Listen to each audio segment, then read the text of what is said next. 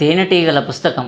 మన రక్షకుడైన యెషువా మెస్సీయ శక్తిలో నమ్మకంతో ఎలోహిం సాధువు పెరాషత్ మైషాన్ మహానగరుడు మార్ సోలమన్ రచించిన ద బీ అనే ఈ పరిగల పుస్తకాన్ని మేము వ్రాయడం ప్రారంభిస్తాం. అది అతని సహచరులలో ఒకరైన బస్సోరా ఆల్ బస్రా. ఓ ఎలోహిం, నీ దయతో నాకు సహాయం చేయము, అలాగ జరుగునుగాక.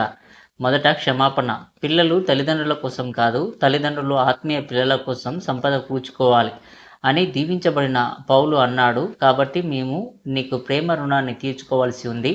ఓ ప్రియమైన సోదరుడు మరియు మా వృద్ధాప్యపు సిబ్బంది ఎలోహిం సాధువు మార్ నర్సెస్ కోని షాబార్ బిషప్ బెత్ వాజికే, మా పట్ల మీకున్న శ్రద్ధను, మా సేవ పట్ల మీకున్న ఉత్సాహాన్ని మేము గుర్తుంచుకుంటాం. దానిని మీరు తీవ్రమైన ప్రేమతో మరియు మెస్సియా లాంటి వినయంతో నెరవేర్చారు.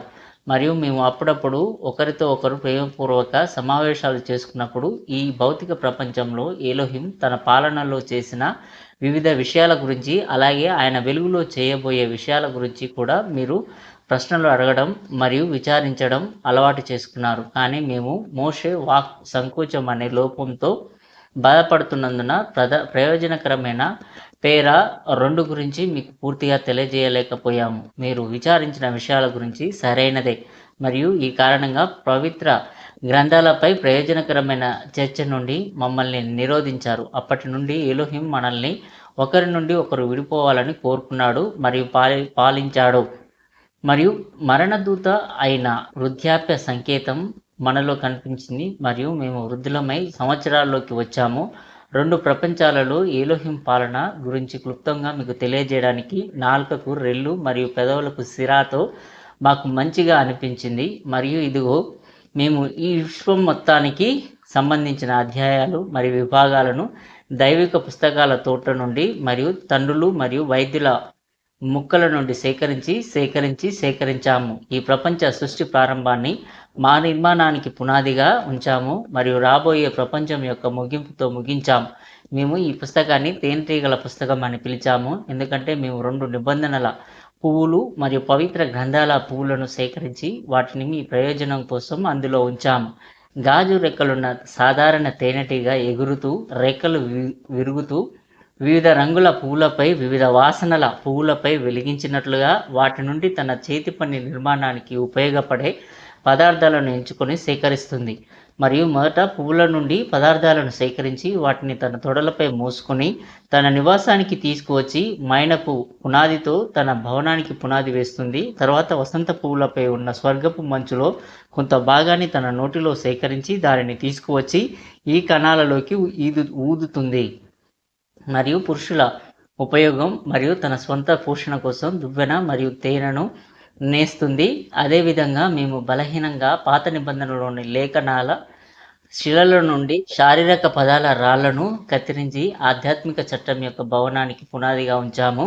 మరియు తేనెటీగ దాని జడత్వం మరియు రుచి లేని కారణంగా దాని తొడలపై మైనపు పదార్థాన్ని మోసుకెళ్ళి దాని తీపి మరియు విలువ కారణంగా దాని నోటిలో తేనెను తీసుకువెళ్తుంది.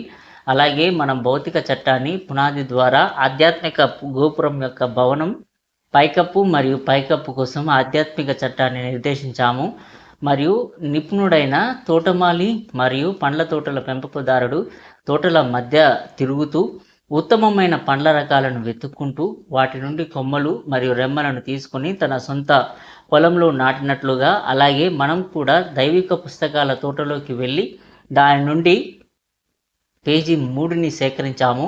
కొమ్మలు మరియు రెమ్మలను విత్తండి మరియు మీ ఓదార్పు మరియు ప్రయోజనం కోసం ఈ పుస్తకం యొక్క నేలలో వాటిని నాటండి. ఓ సోదరా, ఈ మొక్కల మధ్య మీరు మిమ్మల్ని మీరు పునఃసృష్టించుకునేటప్పుడు కనిపించేవి మరియు మీరు రుచి లేనివిగా భావించేవి మీ సహచరుల కోసం వదిలివేయండి, ఎందుకంటే అవి మీకంటే ఇతరులకు మరింత అనుకూలంగా ఉండవచ్చు. కానీ తీపిగా ఉండేవి మరియు మీ అవగాహన యొక్క అంగిలిని తీపి చేసేవి.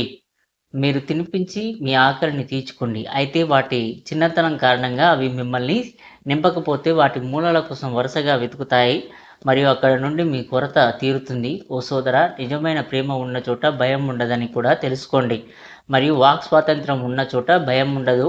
మరియు మేము నీ నిష్కలంకమైన ప్రేమపై ఆధారపడకపోతే మా సాధారణ అవగాహనకు మించిన ఈ విషయాలపైకి ప్రవేశించడానికి అంత తొందరపడకూడదు.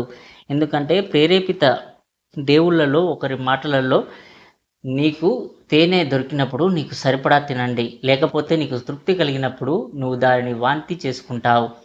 అంటే దైవిక మాటలను చాలా దగ్గరగా విచారించవద్దు. ఈ పుస్తకంలోని అధ్యాయాల జాబితా విశ్వ సృష్టి సంబంధించిన ఏలోహిం శాశ్వతమైన ఉద్దేశం గురించి, 7 స్వభావాల పదార్థాల సృష్టిని నిశ్శబ్దంగా చేయడం, భూమి, నీరు, గాలి మరియు అగ్ని, స్వర్గం యొక్క దేవదూతల చీకటి, ఎఫ్యూజుడు ప్రదక్షిణ, కాంతి, ఆకాశం యొక్క చెట్లు మరియు మొక్కల సృష్టి మరియు సముద్రాలు మరియు నదుల సృష్టి, వెలుగుల తయారీ గురించి, సముద్ర రాక్షసులు, చేపలు, రెక్కలు గల పక్షులు మరియు సముద్రాలలో ఉండే సరీసృపాల సృష్టి గురించి, జంతువులు మరియు జంతువుల సృష్టి గురించి, ఆదాము నిర్మాణం గురించి, ఈవు తయారు గురించి, స్వర్గం, ఆదాము పాపం గురించి, ఆదాం మరియు హవ్వలను స్వర్గం నుండి బహిష్కరించడం గురించి, ఆదాము హవ్వను తెలుసుకున్నాడు, ఎనిమిదితో పనిచేయడానికి పరికరాల ఆవిష్కరణ గురించి,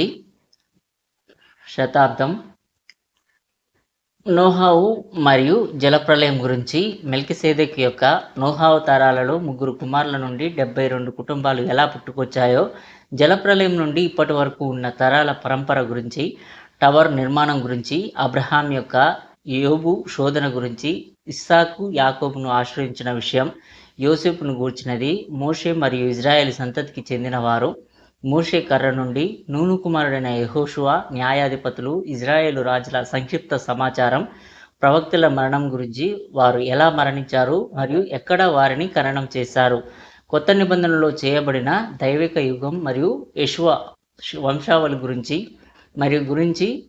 మరియా గురించి, దేవదూత జోకీంకు చేసిన ప్రకటన గురించి, మన రక్షకుడును మరియ గర్భంలో ఉంచినందుకు గాబ్రియేలు ఆమెకు చేసిన ప్రకటన గురించి, మన యెషువ శరీరధారి అయి జన్మించిన సంగతి, జరదోస్తు ప్రవచనంలో అతను లేఖకుడైన బారూకు, మన ఏలోహిం జన్మదినం తూర్పున కనిపించిన నక్షత్రం గురించి, పర్షియా నుండి మాగి రాక గురించి, శిశువుల వధ గురించి, మన రక్షకుడు ఐగుప్తుకు దిగి వచ్చిన సంగతిని గూర్చి, బాప్తిస్మిచ్చు యోహాను గురించి మరియు ఆయన మన రక్షకుడు నుండి పొందిన బాప్తిస్మం గురించి, మన రక్షకుడు ఉపవాసం మరియు సాతానుతో ఆయన పోటీ గురించి, మన రక్షకుడు యెషువా మెస్సయ్య పస్కా పండుగను గూర్చి, మన యెషువా యొక్క ప్రేమ గురించి, మన యెషువా పునరుత్థానం గురించి, మన యెషువా ఆరోహణం గురించి, పై గదిలో అపొస్తలులపై పరిశుద్ధాత్మ దిగి వచ్చిన విషయం, అపొస్తలుల బోధన,